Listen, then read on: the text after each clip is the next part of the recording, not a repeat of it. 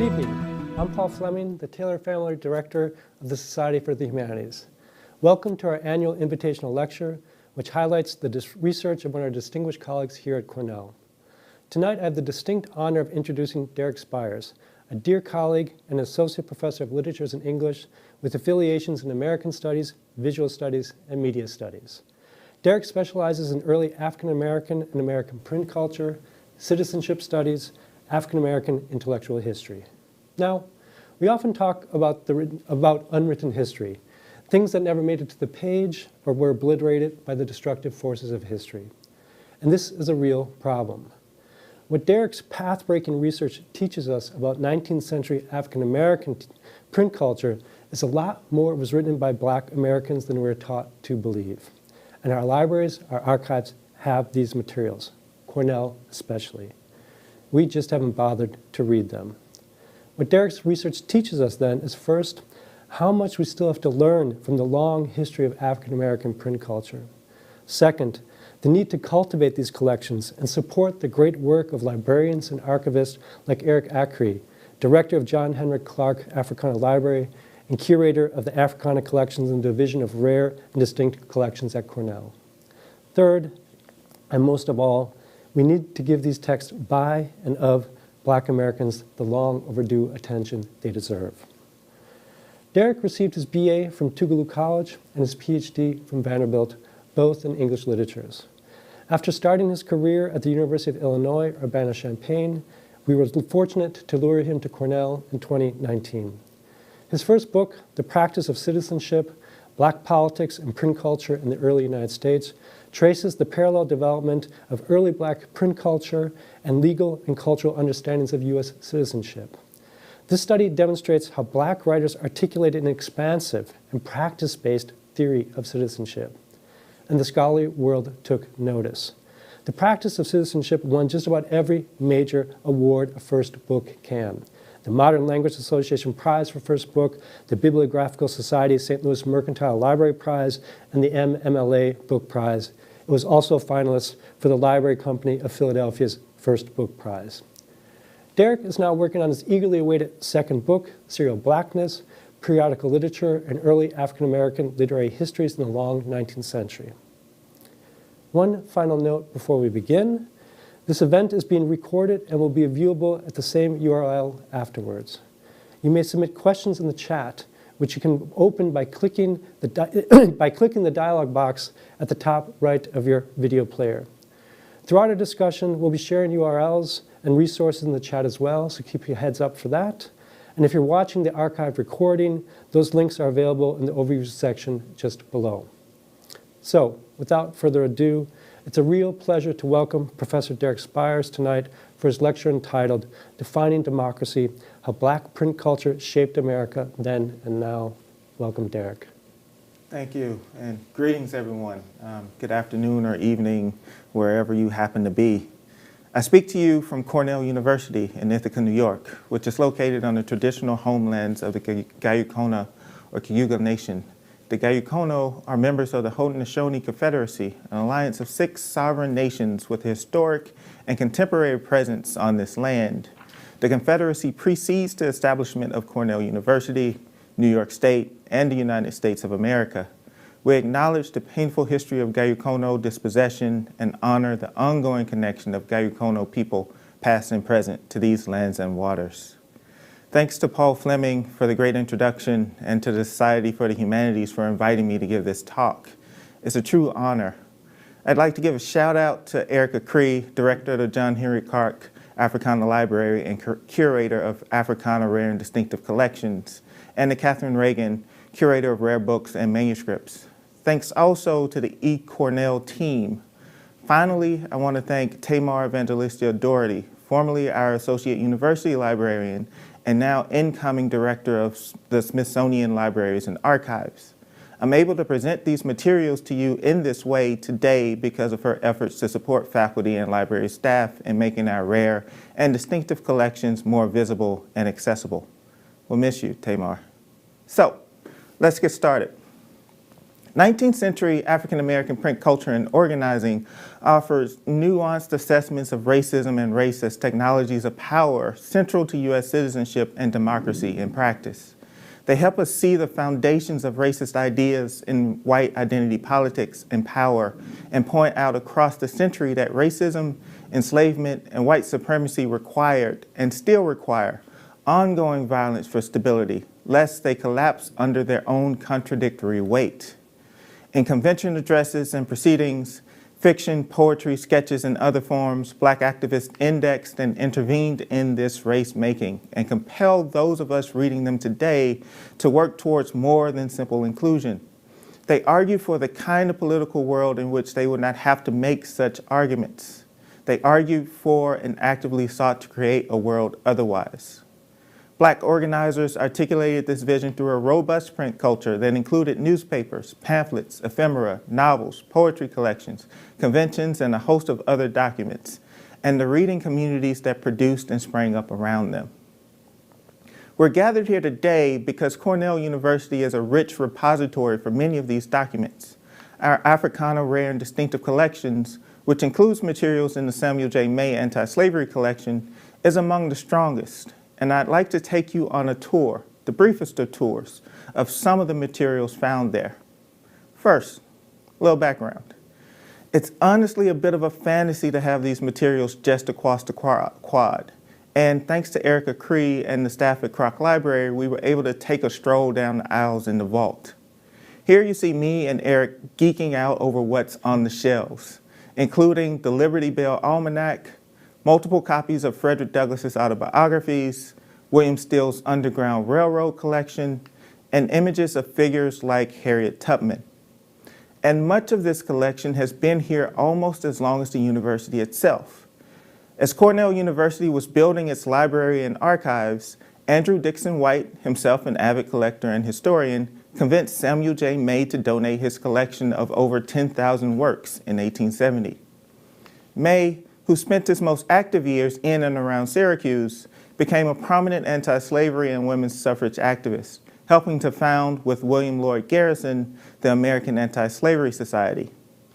The May collection includes pamphlets, broadsides, books, convention minutes, and all manner of ephemeral material that might have otherwise been lost to history and memory. To repeat, the May Anti-Slavery Collections was one of the earliest and most prominent collections in Cornell's history. Other activists saw and took note at the time. At a time when the country was shifting from radical Reconstruction to radical forgetting and reconciliation with insurrectionists, Cornell was collecting documents key to our understanding of Black print and organizing. Almost every work I discuss today can be found in our Africana Rare and Distinctive Collections, and many of them have been digitized as part of a 1999 Save America's Treasures grant.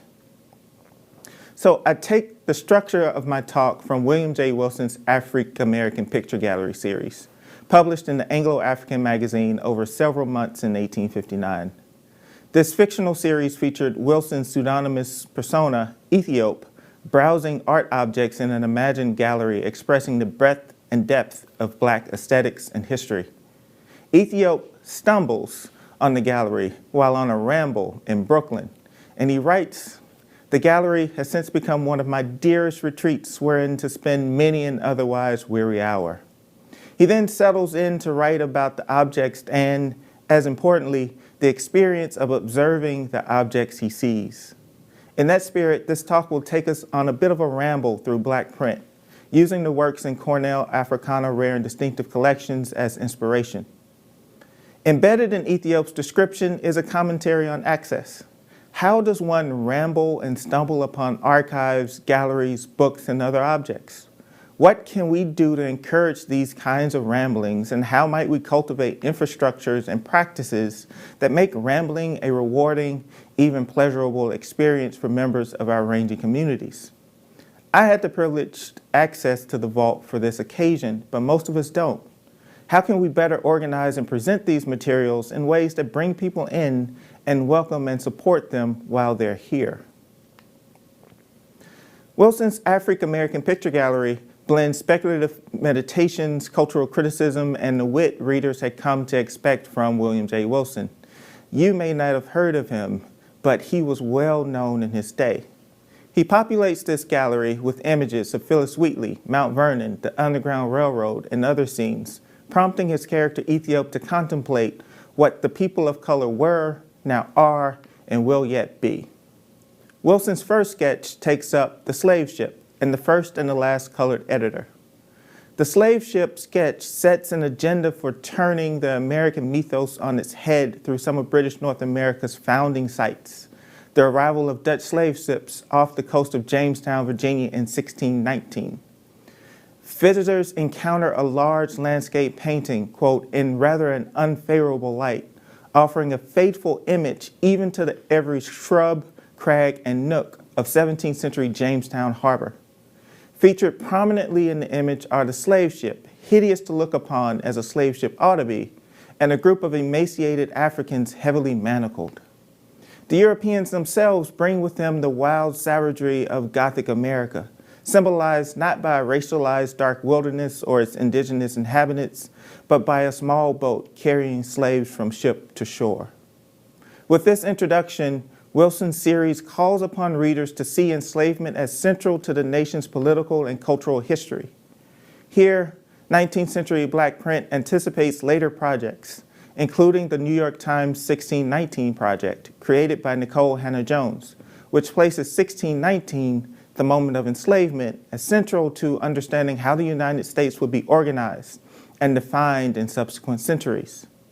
In other words, the history that project outlines and the claims it makes about enslavement and American democracy were already a twice-told tale by the time Wilson penned the African American Picture Gallery in 1859.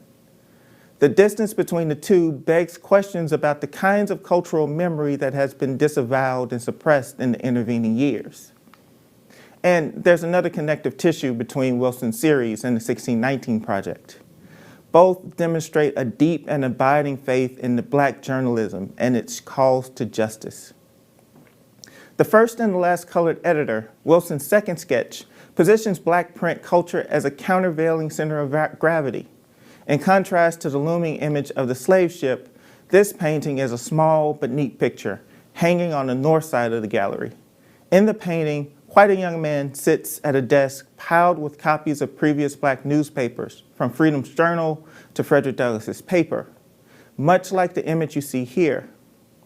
At the same time, unperceived by the last editor, the very first editor is looking intently over his shoulder. So you have a young man sitting at his desk and his forebears sort of hovering, maybe judgmentally.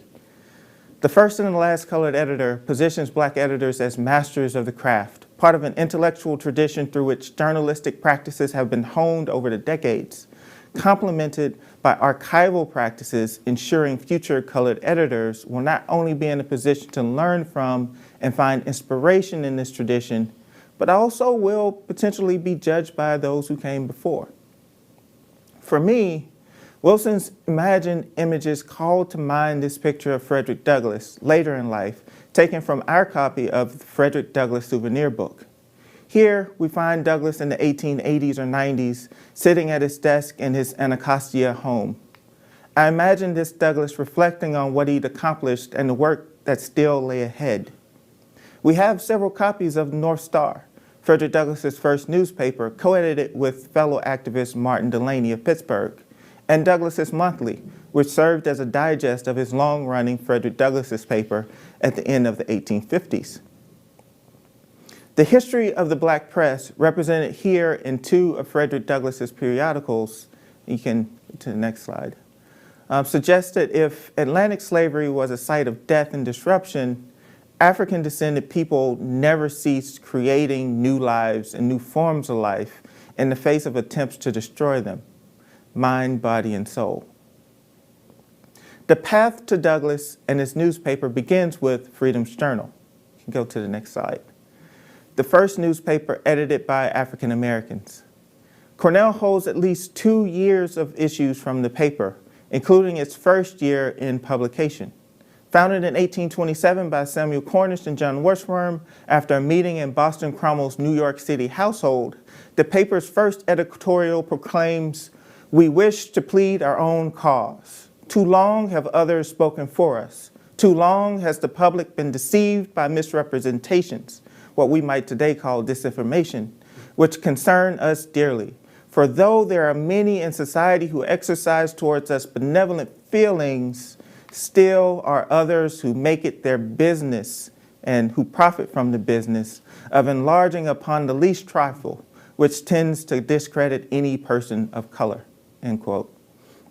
Black writers understood that the public sphere, while often framed as a meritocracy, was functionally a space of racialized and gendered power. Quote, "Our warfare lies in the field of thought," the 1847 National Convention of Colored People proclaimed. "In training our soldiers for the field," they argue, "we need a printing press, because a printing press is the vehicle of thought. It is a ruler of opinions." Here, press was not synonymous with newspaper, but rather signaled control over the means of print production, control over the means of information dissemination. A printing press and the infrastructure necessary to keep it viable. A closer look at Freedom's Journal shows that the newspaper's office was a hub for Black print activities, including job printing, advertising, and hosting reading rooms where community members who could not afford print materials or who were looking for a curated selection of works could come and read or be read to. Black organizers called not only for the distribution of Black writing, but also for Black editorial work and proprietorship over newspapers and printing houses, and Black involvement in the material production of printed matter, including composition, papermaking, owning a press, distribution networks, and the like. Black periodicals were central to this movement, both as venues for Black writing and as a mode for advertising and disseminating material from other sources. These papers were eclectic, at times multilingual sites of knowledge production and dissemination, framed with the understanding that Black reading communities needed materials for uplift, education, and entertainment. In that sense, it would be a mistake to read Freedom's Journal or the Black press tradition as purely protest-oriented. For while white supremacy has shaped Black life and modernity, Black people have refused to be defined by it. In this vein, we find in Freedom's Journal not only the latest anti-slavery and activist news, but also one of the earliest short stories published in Black print, Teresa, a Haitian Tale, written by S. The story appeared over 4 installments in early 1828. Set sometime during the Haitian Revolution, this historical romance tells the tale of Madame Pauline, who barely escapes French forces by passing as a white soldier. Pauline's daughter, Teresa, realizes that these same soldiers are marching towards Toussaint Louverture's forces, and so she sneaks away in the night to warn the Haitian revolutionaries. Teresa initially hesitates, then, quote, as if aroused by some internal agent, exclaimed, "Oh, Haiti, be independent, and let Teresa be the unworthy sacrifice offered to that God who shall raise his mighty army in defense of thy injured children." While the narrator is careful to note that Teresa's righteous cause does not excuse her disobedience to her mother and the deceptions they both undertook to escape the French invaders, the narrative suggests that there's no sin in recognizing and responding to a higher duty to one's people and to Republican principles. The story, pitched at children and lovers of historical adventure alike, gives pride of place to the Haitian Revolution, the struggle that resulted in a nation founded by formerly enslaved people and the first modern republic founded on anti-slavery principles. Quote, "The revolutionists, like lions, rushed on to the fight with the simultaneous cry of freedom or death. The Haitians for liberty and independence and to obtain their rights of which they long have been unjustly deprived," end quote. Much was at stake in the crafting of public memory and public history. 3 decades after Teresa initially appeared, William Wilson draws out the theory behind the narrative in the African American Picture Gallery.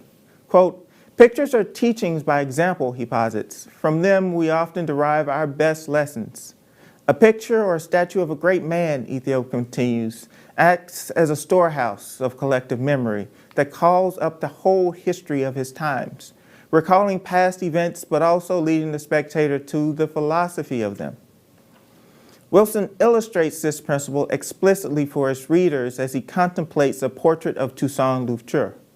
While a picture of George Washington recalls to mind the American Revolution, and a portrait of Thomas Jefferson brings before the mind in all its scope and strength the Declaration of Independence, the Louverture portrait completes the thought and carries us forward to the times when the broad and eternal principles of democratic governance will be fully recognized by and applied to the entire American people. The portrait forces upon Ethiop's mind the whole history of Atlantic world revolutions, a history that invokes for him an ongoing revolutionary process in which the successful slave rebellion and the anti-slavery violence it represents offer the key to the sublime idea of freedom. While I don't know which image Wilson had in mind while drafting his stories, I find this 1853 image of Louverture, the scholar revolutionary, reading Raynal while surrounded by family especially compelling. It suggests that the philosophy and the work of resistance is part of everyday life rather than something that happens on special occasions. Early literary histories minimize much of this print production for at least two reasons. First, an overemphasis on representative men like Douglass and texts like the slave narrative that overly emphasized the individual. And second, because our eyes were trained by 20th century publication practices and standards that privileged the bound book in general and the novel in particular. 19th century readers, however, were much more likely to consume literature through periodicals and in serial form, so that any hunt for early literature premised on the novel or 20th century reading practices was bound to come up deficient. Bibliographers and critics from Dorothy Porter to Frances Smith Foster have offered correctives to this tendency. And part of their reframing involves shaping expectations. 19th century Black writers crafted for themselves a Black aesthetic that emphasized both the artistry of the word and its necessity for life. We find in early Black print robust defenses of poetry and the arts as pillars of any political movement, of any functional society. Frances E.W. Harper, the great poet, novelist, suffragist, anti-slavery activist, orator, would draw out this connection throughout her career. Jenny, a character in Harper's Fancy Etchings, a series appearing in the Christian Recorder in 1873 and 1874, calls her writing a revelation. I learned from it that I had power to create, and it gave me a faith in myself. Writing gives her the means to redefine a more satisfying self, and Jenny turns this imagination outward as she sets out to become the poet of my race. Over a century after Harper's Fancy Etchings, Audre Lorde would distill this principle further. Poetry is not a luxury, but rather an honest exploration of our feelings that leads us to language that does not yet exist, and that makes new realities thinkable and actionable. Harper and Lorde's meditations on poetry call to mind the work of Phillis Wheatley, the first African American to publish a book of poetry in British North America, and the second woman to do so. Wheatley was kidnapped from the Senegambia region before she was 10. Her enslavers renamed her Phyllis after the slave ship that transported her across the Atlantic. Can you imagine that? Your name reminds you of your enslavement. By age 19, she'd become a well-known poet through commissions and publication in periodicals. The publications of poems on various subjects in 1773 catapulted her into international acclaim. Wheatley's poetry broaches questions anticipating our work today into Maecenas, her opening poem. After grounding their literary genealogy in writers claimed as white European like Homer and Virgil, Wheatley's speaker turns to Terence, the African poet of Rome. Quote, "The happier Terence all the choir inspired, his soul replenished and his bosom fired. But say, ye muses, why this partial grace to one alone of Afric's sable race? From age to age, transmitting thus his name with the first glory in the rolls of fame." The poet's question rings out as a challenge to create a more accurate account of literature by African and African-descended people. Wheatley well understood the stakes involved in writing Terence into an African diasporic literary history in a landscape where philosophers used the perceived presence or absence of a literature as a marker of racial difference. The bibliographical record Wheatley produces overwrites racist histories, while at the same time demonstrating how porous and artificial racial distinctions are.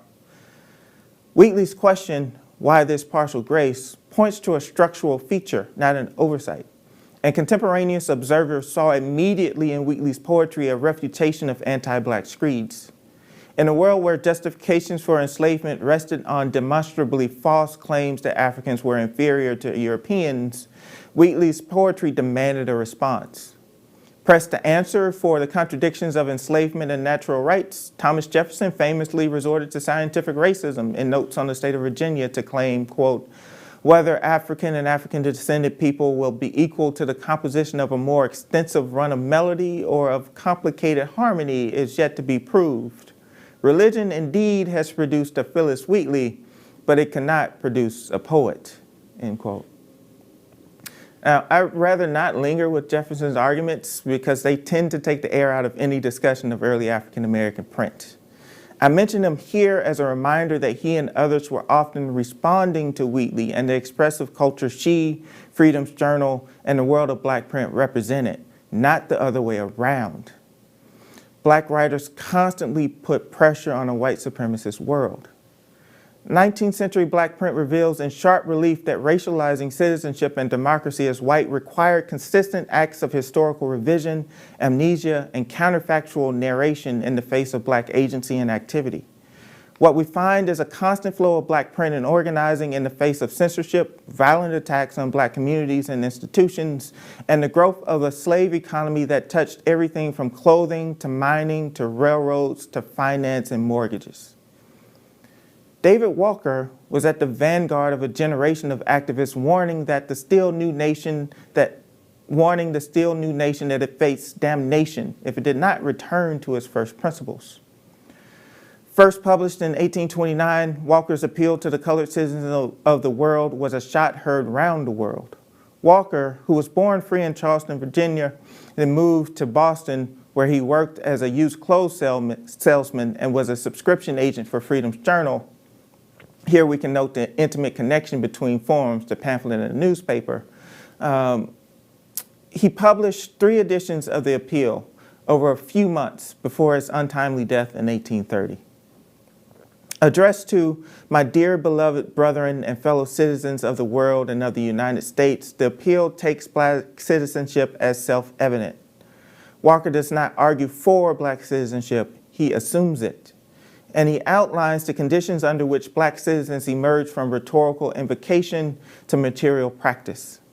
It's a call to, quote, awaken in the breasts of my afflicted, degraded, and slumbering brethren a spirit of inquiry and investigation respecting our miseries and wretchedness in this Republican land of liberty. It's a call to engage in the intellectual labor necessary to understanding and ultimately breaking racial capital's chains. It's a call for Black studies. Walker calls on each of my brethren who has the spirit of a man to buy a copy of Thomas Jefferson's Notes on the State of Virginia and to put it in the hand of his son so that they might develop their own critiques of the text and might understand the mechanisms of white supremacy more fully. At the same time, he calls on enslaved people to become agents of their own liberation with the assurance that, as liberation theology posits, God is on the side of the oppressed and would sanction any actions they took in the name of freedom. But Black citizens were only part of this equation. As much as Black citizens needed to identify the structural causes of degradation, Walker argues, white Americans needed to take responsibility for their professed philosophies or risk ruin. Walker charges white Americans to read their own works, the Declaration of Independence, the Christian Bible, and so on, and set about repairing the damage they have caused. The appeal points the finger at white Americans, literally. See your declaration. Do you not understand your own language? Hear your language proclaimed to the world July 4th, 1776. We hold these truths to be self-evident that all men are created equal. Walker used pointing fingers, punctuation, and typography to guide readers to points of emphasis and to offer a script for performance. But, oh, Americans, Walker warns, in the name of the Lord, repent and reform or you are ruined. Do you think our blood is hidden from the Lord? It's Walker's words. Walker's righteous anger, literary historian Tara Bynum reflects, asks us to return to what's normal, what's right, and what's mine. It reminds us that current conditions are not normal. In these spaces, Walker's anger recalls Jesus of Nazareth flipping tables to protest abuses of sacred spaces. For Walker, enslavers and their betters have turned creation into a market in the service of their own abnormal avarice. Any faithful observer should feel compelled to similarly flip tables. The appeal demonstrates simultaneously the importance of the printedness, the bookness of Walker's appeal as a material object in circulation across the United States, and how following print reveals vast networks in African American reading cultures that included bar owners, booksellers, ministers, sailors, and others. Walker's circulation networks included white sympathizers like E.H. Barrett, who published the Milledgeville Statesman and Patriot in Georgia, and an interracial group of sailors and ship stewards. Historian Peter Hinks reports that by 1830, Thomas Lewis, a free black Virginian, had at least 30 copies of the appeal. Jacob Cowan, an enslaved tavern runner in North Carolina, had 200 copies, and white mariner Edward Smith had several copies in South Carolina. Did Walker have a reasonable expectation that enslaved people would have access to his words? Yes. As literary historian Elizabeth McHenry reminds us, one did not necessarily need to be able to read to have access to literacy. Formerly enslaved people from Frederick Douglass and Harriet Jacobs to Lunsford Lane and Solomon Northup testified to literacy rates among enslaved people that were significant enough, if not widespread. And even without that, enslaved people listened to their enslavers discussing the day's events. Whether in condemnation or approbation, Walker's words spread like fire. Perhaps the strongest measure of the threat Walker's words posed comes from how the slave states responded. They shut down free speech, banned books, and used Walker and abolitionists as a specter. Call it the 19th century version of the CRT scare, to clamp down on abolitionist discourse on a national level. Georgia, for instance, passed a quarantine law banning black sailors. Georgia, Louisiana, and North Carolina also enacted anti-literacy and censorship laws, punishing anyone found guilty of circulating any publication for the purpose of exciting a revolt among the slaves. This generated tensions between states around the limits of federal citizenship, free speech, and states' rights. Massachusetts and other states responded with legislation and legal action to protect their citizens sailing to and from the South. Massachusetts literally sued Georgia. The fallout from Walker's publication has led me to call Walker's appeal the little book that started the big war, in a riff on something Abraham Lincoln supposedly said to Harriet Beecher Stowe, author of Uncle Tom's Cabin. The anxiety Walker created amongst enslavers and their supporters was just that potent. And at the same time, while William Lloyd Garrison and other white organizers disavowed the most radical aspect of Walker's appeal, it's clear that Walker's words, in conjunction with the work and funding of other black activists, demonstrated the need for more radical action on their part. Anti-slavery agitation rose to such a pitch by the mid-1830s that the U.S. Congress passed the first of several gag rules, preventing the House of Representatives from considering anti-slavery petitions. Cornell's copy of Walker's appeal helps us track how black print helped radicalize white activists more directly. It is Samuel May's personal copy, given to him by Garrison and bears the inscription, Reverend Samuel J. May, from his friend and admirer, William Lloyd Garrison. I'm not sure when Garrison would have given this copy to May, but it's likely within a year or two of the original publication, since Garrison was also excerpting from the appeal liberally for his new newspaper, The Liberator. Indeed, on April 20th, 1831, Garrison published a review of Walker's appeal that concludes, quote, "On this point, our doubts are at rest. The revolution will take place. Nay, it has begun," end quote. While black print rarely struck tones as sharp or as loud as Walker's, it was not less radical in its aims to transform the American Republic. To meet the danger posed by a nation that was making its commitments to a white republic increasingly explicit, and to better coordinate their efforts, black activists began holding national conventions in 1830, beginning with the first National Convention of Colored Citizens held in Philadelphia. As work coming out of the Colored Conventions Project at Penn State is beginning to make clear, these conventions represent a host of print and social interactions that we're not only just beginning to document, let alone theorize. Cornell holds minutes from several pre-Civil War conventions, including 4 of the first 5 conventions that took place between 1830 and 1835, which includes delegates from states spanning the nation, including Maryland, which was a slave state at the time.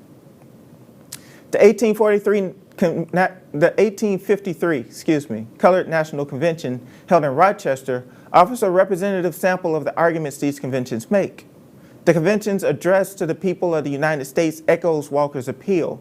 Quote, "We point to your principles, your wisdom, and to your great example as the full justification of our course this day." These words aren't new. Every school-aged child has memorized them. "We are Americans," the convention's address continues. "We address you as American citizens, asserting their rights on their own native soil.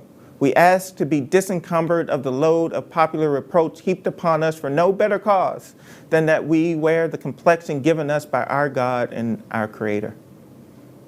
This convention's list of demands set forth a robust civil rights agenda that remains unmet today, including equal access to education, equal protection under the law, unrestricted voting rights, and that all white juries not stand in judgment of black defendants. State conventions give us a sense of how these arguments played out on a more local level. Take, for instance, the case of disenfranchisement here in New York, where the state's 1821 Constitutional Convention retained a $250 property requirement for black male suffrage while liberalizing the vote for white men. New York was not unique in this respect. Like most states after the Revolution, black men could legally vote on the same terms as their white counterparts. But by the end of the 1840s, only Maine, Massachusetts, Vermont, and Rhode Island offered unrestricted suffrage to black men. Democracy was, in fact, moving backwards. In the face of this disenfranchisement, the 1840 Convention of Colored Inhabitants of the State of New York convened in Albany with approximately 140 delegates representing counties across the state. Building on petition drives begun in the 1830s, the convention was organized to create auxiliary committees to facilitate a concerted petition drive. The convention appointed a committee of 6 to draft addresses to the people of the state of New York and to their colored fellow citizens, admonishing both to lend their full support to the efforts. In subsequent years, Henry Highland Garnett, James McCune Smith, and others would submit the convention's proceedings and petitions to the state's assembly. Central to the convention's argument for removing property restrictions was its interpretation of suffrage as the life force or blood of a democracy. Quote, "The possession of the franchise right is the lifeblood of political existence. It runs through all the convolutions of our civil state. Democratic politics, including voting, protects public speech, links all the interest-based civic and social institutions that could otherwise atomize a community, and creates a common network, a circulatory system through which differences can be mediated. Disagreements will happen, but it will happen among equals and good faith actors. Under these conditions, true patriotism is less a kind of rote repetition of platitudes and calls for superficial unity, and more a dedication to the nitty-gritty work of critique, wrangling with complex histories and atoning for structural harm and inequality. By framing political participation as generating rather than requiring a unified civic body, the 1840 New York Convention challenged the notion that political rights were somehow rewards for good behavior or conformity. The franchise is, as the convention's petition put it, an instrument of our elevation, not a goad or reward for it. Blocking access to the franchise is like extracting the living principle from the blood of the system. Where the framers of the New York's 1821 Constitution argued that blackness signified immutable inferiority, the 1840 Convention noted how the state's policy had created the very differences policymakers then used to justify further exclusions. Here we find black New Yorkers of the 1840s describing a pattern that will play out over the next 180 years. Witness the ongoing damage of discrimination in housing and education, the negative effects of racist immigration policies and an economy built on undocumented labor, or the ways that black electoral power in states like Georgia and Texas have led to restricting voting laws reminiscent of antebellum New York. But I digress. I want to conclude this ramble with a few images from the Lowenthal collection of African American photographs, a collection of roughly 645. Too often, our images of early African America fetishizes violence and suffering, call it the original trauma porn. While that imagery can be an important testament to enslavement's ravages, images like these, my man with the dapper hat and the cane and cis pose just so, remind us of the lives Black folk continually created for themselves, the spaces they made for pleasure and culture. They allow us to see and experience, as Victoria Ball notes in a recent interview with the Cornell Chronicle, quote, narratives of joy and success, community and care, end quote. And I think that's a fitting sentiment with which to end our ramble. Thank you. Well, thank you, Derek. That was amazing. And thank you for taking us through that ramble. And I'd like to, first ask a question about the metaphor or not metaphor, the real nation of the ramble through these materials. Because on one hand, we're talking about the archive and the collection. And as you say, it's a question of access. So I'm wondering, both the literal access, how available are these materials to the Cornell community? But then the idea of access is the different ways of accessing, kind of different ideas of how to get at them. You mentioned that it's large part digitized in 1999 already. So if you could kind of unpack this metaphor or the literal nature of rambling through these materials a bit more, I'd love to hear that. Yeah, and that's a good question. So first, just an infrastructure note. Pretty much all of the Samuel J. May pamphlet collection has been digitized, and you can access it for free. Fantastic. Is that online? It's online through our rare books and manuscripts collection. Yeah. So it's all digitized. It's 1999 technology, so it's not the latest, but it's relatively searchable, fairly well organized, and so you can read, you can look up the William Still, you can look up some of the newspapers I mentioned, free to access with Cornell. But in terms of rambling, my research, like the book, The Practice of Citizenship, got its start walking in library shelves. Like some of the things I talk about, Wilson's African American Picture Gallery series and the Anglo-African magazine were a part of a 1969 reprint initiative sponsored by Arno Press and the New York Times. And so when I was in graduate school, walking sort of down the stacks, which I do less of now, I saw these black and white books. Didn't know what I was looking at, just decided to pick them off the shelf because they were next to something else I was looking for, right? And I was hooked. So, and again, Cornell's library, locally, we don't have turnstiles or anything like that. So you really can come to campus, take the elevator up, walk the aisles. Our rare and distinctive collections, there's an online registration form. But as far as I can tell, there aren't many barriers. And you don't need a special ID or something like that. I think one of the things that Dorothy Porter, the early bibliographer I mentioned, reminds me of, and is important, especially now that things are digitized and searchable. Ironically, searchability can shut down on a lot of the rambling, because you go in, search, I need this term, I need this thing, I need this article, forget the rest of the newspaper, right? And so Porter talks about having really targeted ordering systems and introductions so that before you go Googling Colored American or African American Picture Gallery series, take a step back.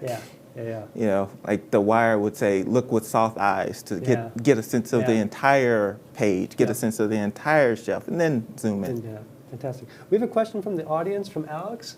And Alex is wondering about Walker's Appeal. He says, or asked, after Walker's Appeal was banned, were there increased editions printed where it was not banned in the U.S. as a response to the ban? So the relationship between the different states and the banning of it. Yeah, no, that's a great question. One, people continue to read and reference Walker's Appeal through the decades, and I remember in a newspaper rambling coming across an article talking about people reading Walker's Appeal in the reading room in the 1840s. But in terms of new editions printed, Henry Highland Garnett actually printed an edition of Walker's Appeal in 1848, to which he attached his own address to the slaves of the United States. And that was 1848, and the very next year, state conventions in Ohio and elsewhere adopted, as in bought copies of the appeal with Garnett's address for circulation. So yes, Walker's appeal was in active circulation, and the beautiful thing about archives is we know some of the people who picked up copies. So for instance, Emory University has exactly. W.E.B. Du Bois's copy it's of cool. Walker's appeal, Yeah. right? Herbert Aptheker and other sort of mid-20th century historians will reprint Walker's appeal and Garnett's address. So it waned a little bit on some of our radar, and partly because it was just such a radical text, but it never really disappeared. Yep.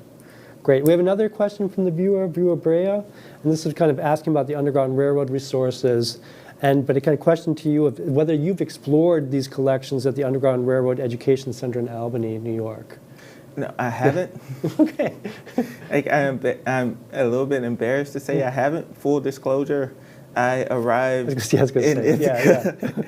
just in time to go into quarantine. Yeah, exactly. Yeah. And so, in fact, this is one of the first things I've actually done out of my home office. So I'm hoping to get there. I also know that Professor Gerard Aching in history is doing great work with local Underground Railroad sites, including AME Church. And they've been presenting that work over this semester. So, there's great stuff there. Yeah. Then I have a question. I was really struck by the early parallel you made between Wilson's series and the 1619 project, both as an anticipation. In some ways, all the work you're doing is an anticipation of the 1619 project, or this is an ongoing 1619 project. We just haven't taken notice of it. But you said there the importance of black journalists, the importance of black editors, and the importance of the black printing press. And I'd like to hear more about that, both at that time, but thinking towards today, because it's still largely in the hands of white folks. One of the striking things that I find between not just Wilson's African American Picture Gallery series, but the project of the Anglo-African magazine where it was published on one side and the 1619 project on the other, is that both are dedicated to a multivocal, multi-voiced, collective idea of what it means to be black in this space, right? And so 1619 Project collection, you get poetry, you get a sort of literary historical timeline, you get sort of statistical and sociological analysis, you get straight journalism, you get history, because blackness is a multidisciplinary, multi-voice thing. And you see the same thing in the way that black print was cultivated. So the conventions are sort of intentionally producing a collective rather than a single voice. And we've been trained to look for the spokesperson. Yeah, exactly. Right? The Frederick Douglass to stand in front, the Du Bois, the Booker T. Washington, even the Barack Obama.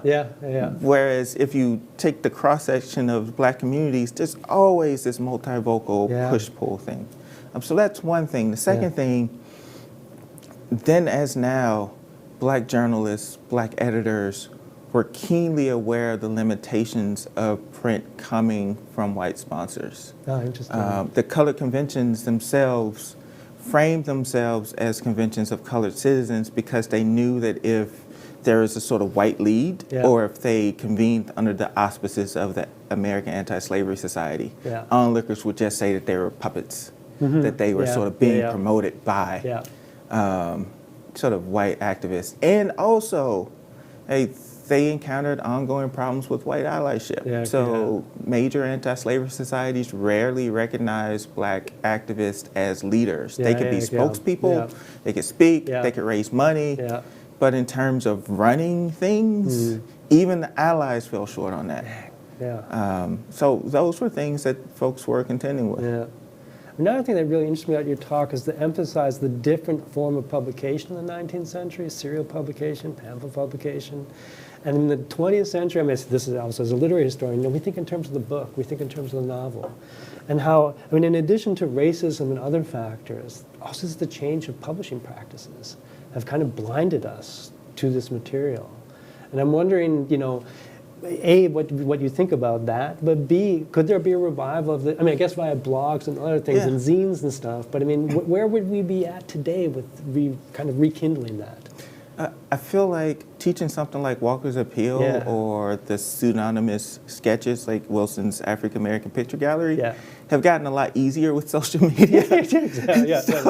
So when I first started teaching Walker's Appeal, students didn't know what to do with the punctuation, Right. the caps and stuff. Now in the age of Twitter and Instagram, they exactly. totally know what he's doing with using That's words amazing. as a That's visual fantastic. language. Yeah.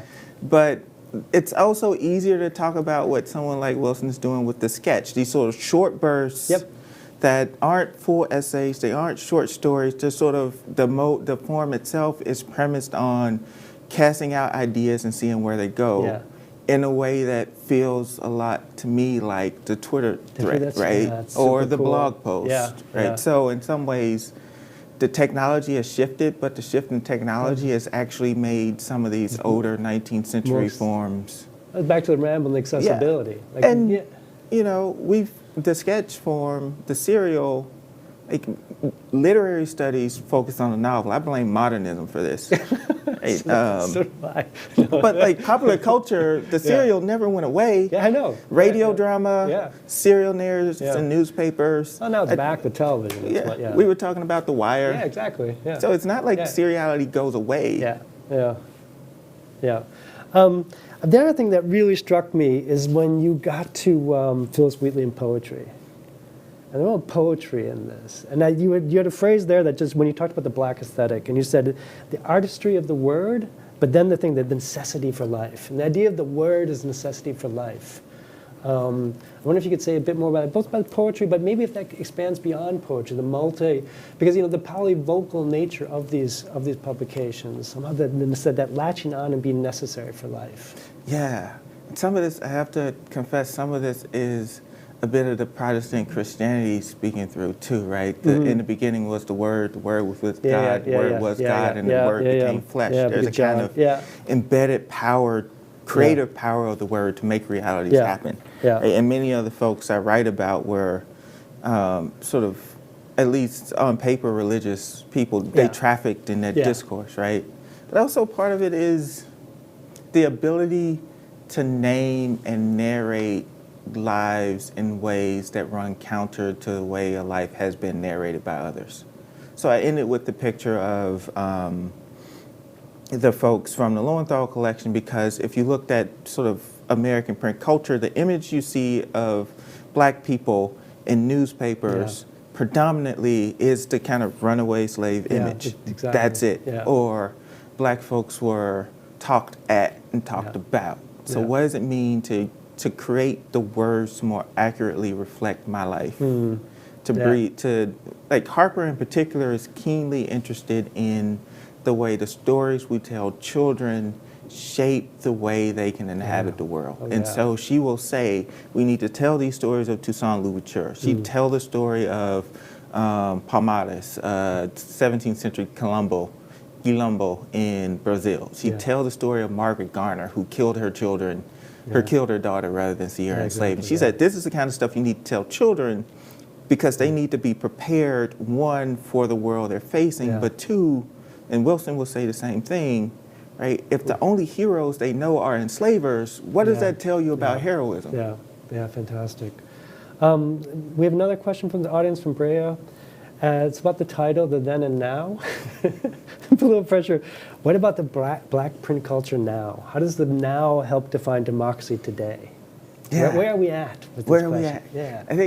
I mean, the short version is where we at now is the 1619 Project. I really think like Walker's Appeal, the physical but also virtual document itself generated so much energy.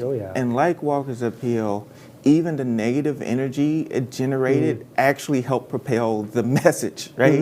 Like the 1619 Project could have landed and people could have read it and people would have cheered and would have been like, yay. But the fact that people felt threatened.